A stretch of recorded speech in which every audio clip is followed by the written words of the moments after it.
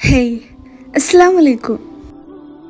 ഈ ഒരു ലോകത്ത് നമ്മളെ ആഗ്രഹത്തിൻ്റെ പുറകെ പോകുകയും നമ്മളെ ലൈഫിൽ തന്നെ ഒരുപാട് പ്രശ്നത്തിലൂടെയും ഒരുപാട് വിഷമത്തിലൂടെയും കടന്നു പോകുമ്പോഴും അതേപോലെ തന്നെ നമ്മളെ തന്നെ സ്വയം സംശയിക്കുകയും, അതായത് നമുക്ക് നമ്മളിൽ തന്നെ ഒരു വിശ്വാസവും എന്നെ കൊണ്ടൊന്നും കഴിയില്ല എന്നുള്ള ഒരു ചിന്ത വരികയും സ്വാഭാവികമായിട്ടും നമുക്ക് ഈ ലോകത്ത് നമ്മൾ നഷ്ടപ്പെട്ടവരെ പോലെ ഫീൽ ചെയ്തേക്കാം.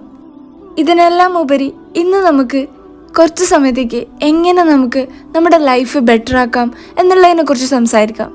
അതായത് എങ്ങനെ നമുക്ക് നമ്മുടെ ജീവിതത്തിലൂടെ സമാധാനം ലഭിക്കുകയും ഇസ്ലാമിൻ്റെ പാതയിലൂടെ തന്നെ ജീവിക്കാൻ കഴിയും എന്നുള്ളത് നമുക്ക് നോക്കാം.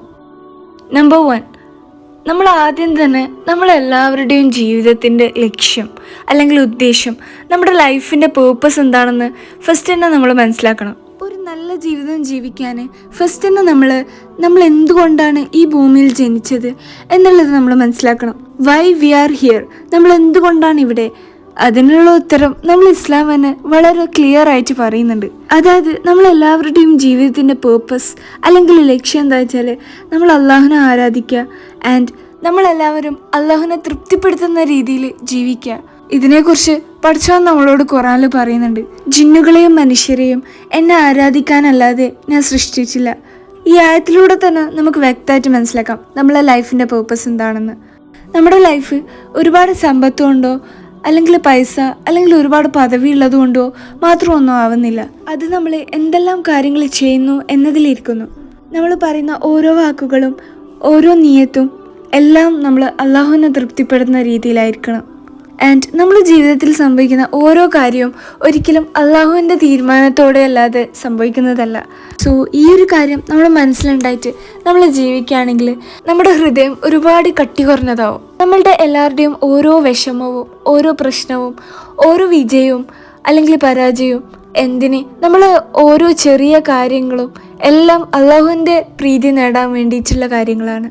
ഇനി നെക്സ്റ്റ് 1, നമ്പർ 2, നമുക്ക് ഉണ്ടായ കാര്യങ്ങളിലൊക്കെ നമ്മൾ നന്ദി പറയുമ്പോൾ അതിൽ ഒരുപാട് ഇമ്പോർട്ടൻസ് ഉണ്ട് നമ്മുടെ ജീവിതത്തിൽ. അതായത് നമ്മളെ ജീവിതം സമാധാനപരമാവാൻ കാരണം തന്നെ നമ്മൾ ഉണ്ടായ കാര്യത്തിൽ നന്ദി പറയുകയാണെങ്കിൽ ഒരുപാട് നമുക്ക് സമാധാനം ലഭിക്കും. അതേപോലെ തന്നെ നമ്മൾ ഇസ്ലാമും അത് തന്നെയാണ് നമ്മളെ പഠിപ്പിക്കുന്നതും. നമുക്ക് ഉണ്ടായ കാര്യത്തിൽ നമ്മൾ ഒരുപാട് താങ്ക്ഫുൾ ആവുക. അത് എത്ര ചെറിയ കാര്യമായാലും നമ്മൾ അള്ളാഹുവിനോട് ശുക്ർ പറയാം. ഈ ഒരു കാര്യത്തിൽ അള്ളാഹു നമ്മളോട് ഖുർആനിൽ ഓർമ്മിപ്പിക്കുന്നുണ്ട്, നിങ്ങളെ നന്ദി പ്രകടിപ്പിച്ചാൽ ഞാൻ നിങ്ങൾക്കുള്ള അനുഗ്രഹം വർദ്ധിപ്പിക്കും. ഇത് സൂറത്തുൽ ഇബ്രാഹിമിലെ 7ാമത്തെ ആയത്താണ്. നമ്മൾ എല്ലാ കാര്യത്തിലും നമ്മൾ നന്ദി പറയാൻ സ്റ്റാർട്ടാക്കിയാൽ നമുക്ക് എത്രത്തോളം അനുഗ്രഹമാണ് പടച്ചോൻ നമുക്ക് തന്നതെന്ന് നമുക്ക് കാണാൻ പറ്റും. ആൻഡ് നമ്മൾ ഓട്ടോമാറ്റിക്കലി ഹാപ്പി ആവും. നമുക്കുള്ളതിൽ വെച്ചിട്ട് നമുക്കുള്ള എല്ലാ കാര്യത്തിലും നമ്മൾ നന്ദിയുള്ളവരായാൽ നമ്മൾ എന്തെങ്കിലും വിഷമത്തിലോ അല്ലെങ്കിൽ ബുദ്ധിമുട്ടിലോ കടന്നു പോകുമ്പോഴും നമുക്ക് ഈ ഒരു സമാധാനം നമ്മളെ കൂടെ ഉണ്ടാവും. ആൻഡ് മറ്റൊരു ബ്യൂട്ടിഫുൾ ആയിട്ട് നമുക്ക് എങ്ങനെ ജീവിക്കാന്ന് വെച്ചാൽ അത് നമ്മളെ കൈൻഡ്നെസ് അഥവാ കരുണയിലൂടെയാണ്. ഈ കൈൻഡ്നെസ്സിനെ കുറിച്ച് നമ്മളെ മുത്തുനബി സല്ലല്ലാഹു അലൈഹി വസല്ലം തങ്ങൾ ഒരു കാര്യം പറയുന്നുണ്ട്. അതായത് മറ്റുള്ളവർക്ക് ഏറ്റവും ഉപകാരപ്പെടുന്നവരാണ് ഏറ്റവും മികച്ച ആളുകൾ. നമ്മളുടെ ഇസ്ലാമിൽ ഈ കൈൻഡ്നെസ് എന്ന് പറയുന്നത് ജസ്റ്റ് ഒരു നല്ല കാര്യം മാത്രമല്ല, അത് നമ്മളുടെ എല്ലാവരുടെയും ബാധ്യതയാണ്. അതിപ്പോൾ നല്ലൊരു കൈൻഡായിട്ടുള്ള വേർഡ് പറഞ്ഞാലും അല്ലെങ്കിൽ നല്ലൊരു ചിരി അല്ലെങ്കിൽ നമ്മൾ ആരെങ്കിലും സഹായിച്ചാൽ. ആൻഡ് നിങ്ങൾ ഓർക്കേണ്ട ഒരു കാര്യമുണ്ട്, നമ്മൾ എന്ത് കാര്യം നമ്മൾ കരുണയോടെ ചെയ്യുന്നത് അത് നമ്മൾ ഈ ഭൂമിയിൽ അള്ളാഹുവിൻ്റെ സ്നേഹം വരുത്താനുള്ള ഒരു വഴിയാണ്. നമ്മൾ മറ്റുള്ളവരോട് കരുണയുള്ളവരാകുമ്പോൾ അതിപ്പോൾ നമ്മളെ ഫ്രണ്ട്സോ അല്ലെങ്കിൽ ഫാമിലിയോ അല്ലെങ്കിൽ ഒട്ടും അറിയാത്തവരോ ആവട്ടെ, അത് നമ്മൾ അള്ളാഹുവിലേക്ക് കൂടുതൽ ക്ലോസ് ആക്കും, നമ്മൾ അള്ളാഹുവിനോട് കൂടുതൽ അടുപ്പിക്കും. അത് നമ്മൾ ഹൃദയത്തിന് ഒരുപാട് സോഫ്റ്റ് ആക്കുകയും ആൻഡ് ആൾക്കാരോടൊക്കെ നമുക്ക് ഒരുപാട് ബന്ധം സ്ഥാപിക്കാനും പറ്റും. ആൻഡ് മറ്റുള്ളവർ ഒരുപാട് സഹായിക്കുന്നവരെ അള്ളാഹുവിന് ഒരുപാട് ഇഷ്ടമാണ്. അതിപ്പോൾ എത്ര ചെറിയ കാര്യമായാലും നമ്മൾ മറ്റുള്ളവരുടെ ജസ്റ്റ് പുഞ്ചിരിക്കുന്നത് പോലും ഒരു കരുണയാണ്. നമ്മൾ എപ്പോഴൊക്കെ ബുദ്ധിമുട്ടുകൾ അനുഭവിക്കുന്നുണ്ടോ അപ്പോഴേക്കും നമ്മൾ അള്ളാഹുലേക്ക് തിരിക, നമ്മൾ നിസ്കരിച്ചും ദുആ ചെയ്തും. ഇനി നെക്സ്റ്റ് കാര്യം പറയാം, നമ്മൾ ഈ ഏറ്റവും വിഷമത്തിലൂടെയോ അല്ലെങ്കിൽ ബുദ്ധിമുട്ടുകളിലൂടെയോ ലൈഫിൽ കടന്നു പോകുമ്പോൾ നമ്മൾ നല്ലവണ്ണം ക്ഷമയുള്ളവരാവണം.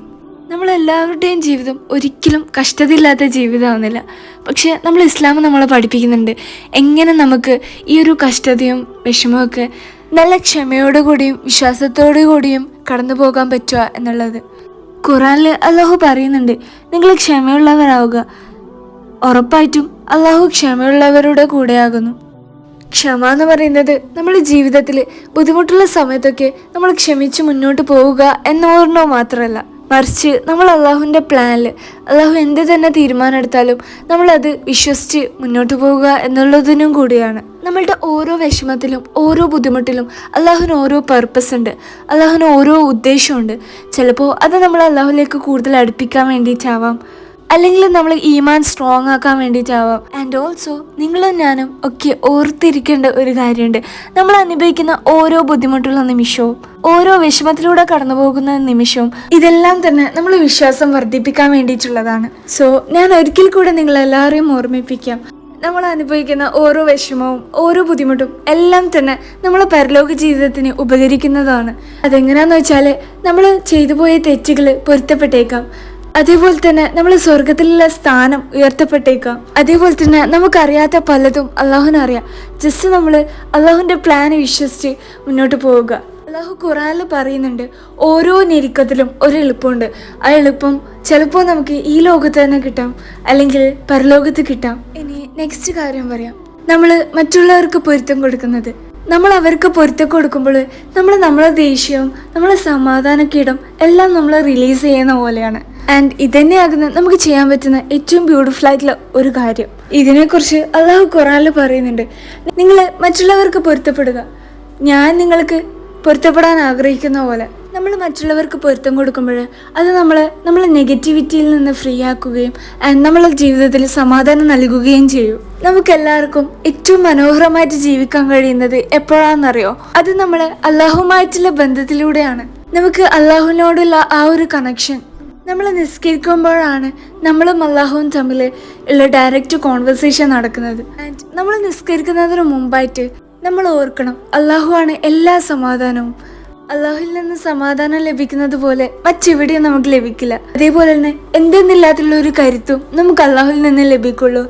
സോ ഇതിലൂടെ നമുക്ക് ഒരു ക്ലാരിറ്റി ഉണ്ടാവും, ഒരു സമാധാനവും ആൻഡ് ഓൾസോ ഒരു ലക്ഷ്യവും ഉണ്ടാവും നമ്മുടെ ജീവിതത്തിന്. നമ്മളൊരു നല്ല ജീവിതം ജീവിക്കുക എന്ന് പറയുന്നത് അതൊരിക്കലും നമ്മൾ പെർഫെക്റ്റ് ആയിട്ട് എല്ലാ കാര്യങ്ങളും ചെയ്തുകൊണ്ടാവണമെന്നില്ല. അതിപ്പോൾ നമ്മൾ ഓരോ ദിവസവും കൂടുതൽ ബെറ്ററായിട്ട്, അതായത് നന്നായിട്ട് വരുന്നതിലൂടെയും കൂടെ ആവാം. നമ്മൾ ജീവിക്കുന്ന ഓരോ മൊമെൻറ്റിലും, അതായത് ഓരോ സെക്കൻഡിലും അള്ളാഹു നമ്മളെ കൂടെ ഉണ്ട് എന്ന് വിശ്വസിച്ചാൽ നമുക്ക് എന്തെന്നില്ലാത്ത സമാധാനം കിട്ടും. സോ ഇന്നത്തെ ഈ ഒരു വീഡിയോ ഇവിടെ തീരാണ്. ഇഷ്ടപ്പെട്ടാൽ ലൈക്ക് ചെയ്യുക. ആൻഡ് നമുക്കെല്ലാവർക്കും നല്ലൊരു ജീവിതം നയിക്കാൻ സാധിക്കട്ടെ എന്ന് പ്രാർത്ഥിച്ചുകൊണ്ട് അസ്സലാമു അലൈക്കും.